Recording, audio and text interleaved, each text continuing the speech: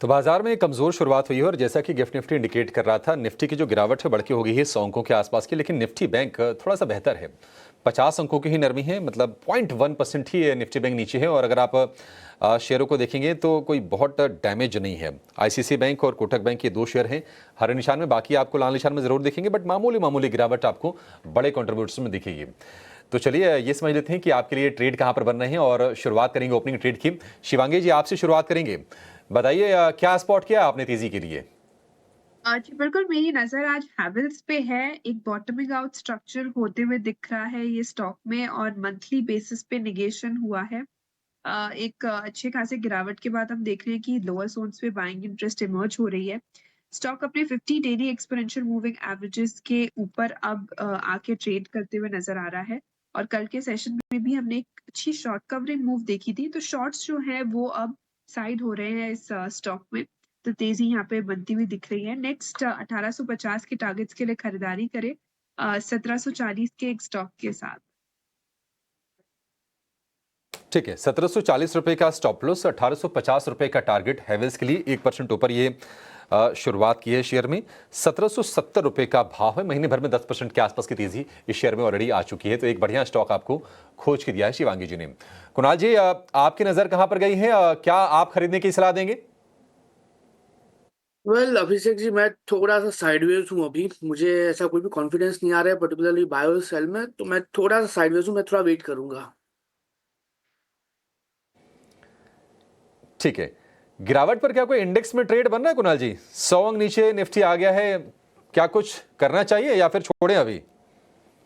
नहीं नहीं, डेफिनेटली अभी छोड़ना चाहिए अभिषेक जी। ठीक है, छोड़ना चाहिए अभी। अच्छा, एक पैक जहां पर थोड़ी सी ना स्ट्रेंथ दिखी थी और हमारे एक्सपर्ट्स के रडार पर भी ये शेयर थे मेटल वाले, वहां पर थोड़े से फिर से क्रैक दिख रहे हैं। JSW steel, Tata steel, Hindalco, ये मेटल के ये दिग्गज नाम हैं। इसके अलावा सेल, एनएमडीसी में भी 3% के आसपास से गिरावट है।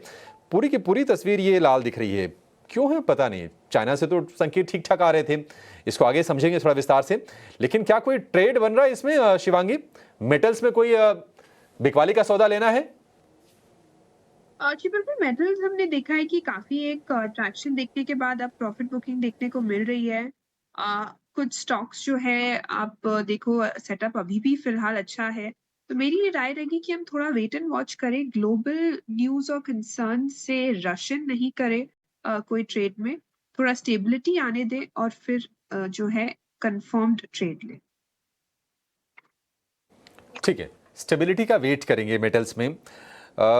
आज हम देख रहे हैं कि प्रॉफिट टेकिंग आ रही है, थोड़ा थोड़ा चले थे। अगर हम पिछले 15-20 दिन में देखेंगे तो 8%, 10%, 12% के आसपास की मूव आई थी। चाइना में जो अच्छी खबरें आई थी स्टिमुलस को लेकर, उसके चलते थोड़ा उत्साह बना था, लेकिन वो फिजल आउट होती हुई दिख रही है। निफ्टी अब आ गया है करीब 125 अंक नीचे। और निफ्टी बैंक की बात करें तो जो गिरावट अभी 50 अंक थी, ये बढ़ के हो गई है 200 अंकों से ज्यादा की। एडवांस डिक्लाइन रेशियो देखिए, वो आज कमजोरी के खिलाड़ियों के पक्ष में है। 1550 शेयर कमजोर हैं और उसके मुकाबले सिर्फ 625 शेयरों में आज हमें 600 शेयरों में मजबूती दिख रही है। इंडिया विक्स में 4% का उछाल है, 14.25 के आसपास के स्तर आपको दिखेंगे। और निफ्टी में एक भी शेयर ऐसा नहीं है जहां पर आधे परसेंट की भी मजबूती हो। सबसे ज्यादा ऊपर है एचयूएल, 0.44% की तेजी है। उसके नीचे नेस्ले। कंजम्पशन वाले शेयरों में थोड़ी थोड़ी सी बाइंग आ रही है। एचयूएल, नेस्ले, ब्रिटानिया, ये शेयर आपको ऊपर दिखेंगे। डिफेंस में अच्छी खबर थी एचएल को लेकर, एचएल 1% ऊपर फिलहाल कारोबार करता हुआ दिखेगा। और आईटी में सेलेक्टिव हम देख रहे हैं कि मिड कैप आईटी में कुछ कुछ बाइंग है। और कल फाइनेंशियल में हम देख रहे हैं कि आधे परसेंट के आसपास की मजबूती दिख रही है। ओएमसी एक और स्पेस है जहां पर थोड़ी थोड़ी बाइंग हो रही है, क्योंकि क्रूड कहीं ना कहीं स्टेबल है, एक रेंज में है। आईईए का प्रोजेक्शन आया है, उन्होंने कहा कि 2025 में जो सप्लाई की स्थिति रहेगी वो ठीक ठाक रहेगी, उसको लेकर कोई चिंता करने की बात है नहीं। ओएमसीज में कोई ट्रेड बन रहा है कुणाल जी?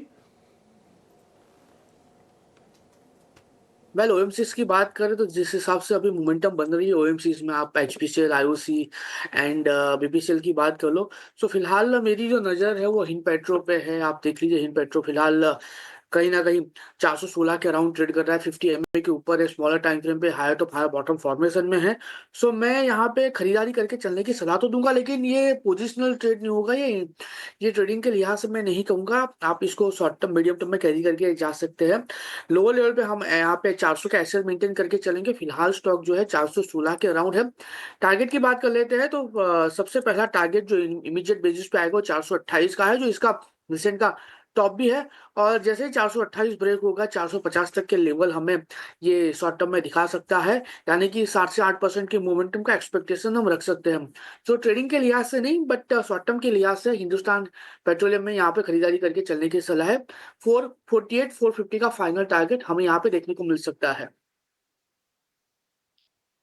428 से लेकर 450, 428 पहला टारगेट, 450 दूसरा टारगेट, और आपको स्टॉप लॉस लगा के चलना है 400 रुपए का। एचपीसीएल के शेयर में 1.5% के आसपास की मजबूती दिख रही है। केमिकल स्पेस में एक शेयर आज हम देख रहे हैं कि काफी दिनों की कंसोलिडेशन के बाद आज थोड़ी रफ्तार दिखा रहा है, वो है बासफ का। BASF जर्मनी की ये केमिकल मल्टीनेशनल कंपनी है ये। बासफ आप जरा शिवांगी चेक करेंगी, क्या आपको लगता है कि अभी एक जो रेंज में था साइडवेज पड़ा था शेयर, अब ये चलने की शुरुआत हो जाएगी इसमें? जी बिल्कुल, इस स्टॉक की अगर हम बात करें, लगातार पिछले 4 हफ्तों से ये कंसोलिडेट कर रहा है, म्यूटेड परफॉर्मेंसेस है, इसमें कोई व्यू नहीं है, राय नहीं रहेगी एंटर करने की। बिल्कुल। तो चलिए मार्केट के ओवरऑल सेंटिमेंट्स जो हैं, या कह सकते हैं कि टुवर्ड्स बेरिश साइड इस वक्त मार्केट जो है उसका झुकाव है, और इसी के चलते हमारे टेक्निकल एक्सपर्ट्स भी क्लियरली इंडिकेशन दे रहे हैं कि बाजार को सिर्फ वॉच लिस्ट में रखें इस वक्त तो सेटल होने दें, क्योंकि देखिए काफ़ी वॉलेटाइल मूव्स हैं और टुवर्ड्स डाउन साइड ये मूव्स नजर आ रहे हैं। बाजार के हीट मैप को भी अगर देखेंगे और आज स्टॉक स्पेसिफिक एक्शन जहां जहां पर है वही स्टॉक्स चल रहे हैं, उसके अलावा मार्केट में कमजोरी जो है वो बिल्कुल हावी होती हुई नजर आ रही है। जैसे आज सुबह से हम आपको बता रहे हैं कुछ चुनिंदा प्लेयर्स लाइक डिफेंस क्यू की खबर है, जिसके चलते HAL LNT जैसे स्टॉक्स में मूव देखेंगे आप। अशोक लेलैंड में भी ऑर्डर विन की खबर आती हुई दिखी, इसके चलते स्टॉक में कुछ हद तक एक्शन है। JK टायर, ICICI लोम्बार्ड, ये सारे के सारे स्टॉक्स, टाटा मोटर्स, यहाँ पर खबर हैं और इन खबरों के दम पर ही मूव्स या कह सकते हैं एक्शन देखने को मिल रहे हैं। इसके अलावा लाइफ इंश्योरेंस प्लेस देख लीजिए, ऑटोमोबाइल सेक्टर देख लीजिए, सीमेंट देखें, या फिर डिफेंसिव के तौर पर IT और फार्मा, यहाँ पर भी फ्रिजल आउट या कह सकते हैं कि एक्शन जो है वो बिल्कुल मिसिंग नजर आ रहा है। सो क्लियरली बाजार जो है इस वक्त एक बेरिश ट्रेंड में जाता हुआ देखने को मिल रहा है कल के सत्र से, और इनफैक्ट ये पूरा का पूरा हफ्ता, जैसे कि मैं आपको बता रही थी कि कोई पर्टिकुलर ट्रेंड नहीं है जो कि बाजार पकड़ पा रहा है, और जितनी भी कोशिश कर रहा है टुवर्ड्स डाउन साइड ही हम देख रहे हैं। वॉलेटिलिटी के साइंस जो है ज्यादा देखने को मिल रहे हैं, और ये साइंस जो है वो ज्यादा स्ट्रांग होते हुए दिखे कल के सेशन में, और अब इवेंचुअल इंपैक्ट आज के सत्र में भी देखने को मिल रहा है। ऐसे में फंडामेंटल नजरिया जरूर होना चाहिए, और कुछ हद तक FMCG से जुड़े कुछ स्टॉक्स हैं। पंकज, आपसे जानना चाहेंगे, HUL, नेस्ले, ब्रिटानिया, बाजार की शुरुआत में हमने देखा थोड़े बहुत ही सही लेकिन चलते हुए देखने को मिले। अभी ताज़ा इवेंट इकोनॉमिक इंडिकेटिव एक्शन जो आता दिखा, नवंबर में महंगाई से थोड़ी राहत जरूर मिली है। CPI 6.21% से घटा है, 5.48% पर जाता हुआ दिखा है। वहीं अक्टूबर में IIP ग्रोथ की अगर बात करें, 11.9% से ये घटकर 3.5% पर जाते हुए देखने को मिले हैं। In the wake of this data, Pankaj, FMCG consumption पर कोई फंडामेंटल आउटलुक अगर आप बताना चाहें। तो देखिए FMCG कंपनीज की अगर आप ओवरऑल वॉल्यूम ग्रोथ की बात करें तो काफी म्यूटेड है। पहले रूरल ग्रोथ वीक थी, अभी अर्बन ग्रोथ में थोड़ी वीकनेस है। हालांकि अगर आप कॉन्ट्रेरी देखें तो टू व्हीलर प्लेयर जो कि रूरल सेगमेंट को ज्यादा कैटर करते हैं, वहां पे ग्रोथ पूरे साल डबल डिजिट में रही है। तो कहीं ना कहीं एक लगता है कि FMCG कंपनीज हायर मार्जिन पे है, वो शायद उस हिसाब से प्राइस बेनिफिट पास ऑन नहीं करना चाहती हैं एंड प्रीमियमाइजेशन की तरफ ट्रेंड लेके जाने वाली। आई थिंक रिसेंट अगर आप ट्रबल्स में देखें तो पाम ऑयल के प्राइसेस भी बढ़े हैं, तो कहीं ना कहीं वो भी एक एटलीस्ट सोप कंपनीज के लिए कोई बहुत अच्छी न्यूज नहीं है।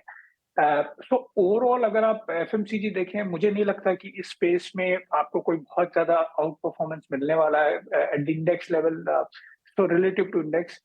तो मैं इनमें से तो कोई खास कंपनीज पसंद नहीं करता। अगर आपको प्रीमियमाइजेशन की तरफ जाना है या कंजम्पशन के प्ले देखनी है, तो मेरे हिसाब से दो बेस्ट सेगमेंट्स हैं, जो कि एक है होटल्स है और दूसरा हॉस्पिटल्स है।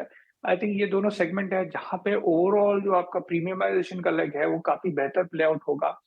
एंड अगर पोर्टफोलियो के हिसाब से भी मैं सजेस्ट करना चाहूंगा तो मैं इन्हीं दोनों सेगमेंट में रहना प्रेफर करूंगा। आई थिंक एफएमसीजी कंपनीज के जो वैल्यूएशन है वो अभी भी ज्यादा है, एंड जो ग्रोथ वो देने वाले हैं, अगर आप प्राइस एंड वॉल्यूम का कॉम्बिनेशन देखेंगे तो वो डबल डिजिट में नहीं निकल के आता है।